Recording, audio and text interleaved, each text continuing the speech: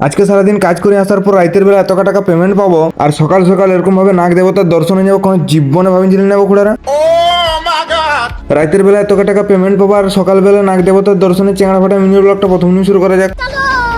সকালে চান মানে ঘুম উঠে করে বাথরুম আসতে ছিল না, দেখছি না তার নাগ দেবতা বাথরুমের দুয়ারে দাঁড়ায় রয়েছে।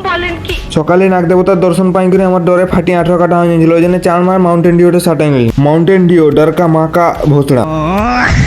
তারপরে ফাঁকা দিকে আসি করে ব্রাশটাকে অল্প জল খাওয়াই, আমিও অল্প জল খাইনি করে লাল হয়ে যাবে, দাঁতকে ঘষি চকচকা করাই নিন, কারণ কালকে ঘর যাবো না ওই জন্য। দাঁত ঘষাটা হয়ে যদি জুতরি করে মুটা ধুই করে বৌদির দোকান আনা শুকলা গজা আর বাসি পাউরুটিটা সেই লেভেলে সাটাই নিলেন।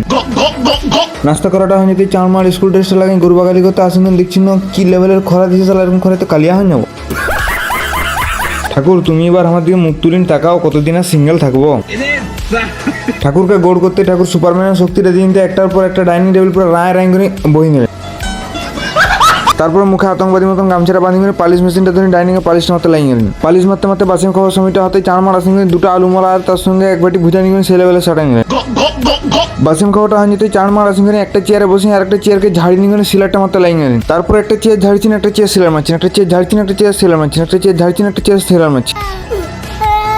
চেয়ার গায়ে সিলার মারাটা কমপ্লিট হতে চার মার আসেন গাটা দিন নক্ত করে ড্রেসটা লাগাই নিলেন। তারপর দু পিস ইয়া বড় বড় মাছ আলু ঘেন্টোটা দিন করে এক থালা ভাত সেই লেভেলে সাটাই নিলেন। 2 ঘন্টা হালকা পাতলা ঘুমাইনি করে স্কুল ড্রেস লাগাই চলে এলেন সেখানে পর ডিউটিটা করতে। ঘর যাবার খুশি নাচার সঙ্গে সঙ্গে হাতের মধ্যে যা পাচ্ছেন তার ছিঁড়ি ফায়ার করে নিয়েছেন আবার ডিপ্রেশন। তারপরে চার মার কাজের সাইডকে পৌঁছেন লেলার মতন ভেলকি দেখাতে দেখাতে 120 পেপার নিয়ে চেয়ারটা ঘষতে লাগিয়ে গেলেন।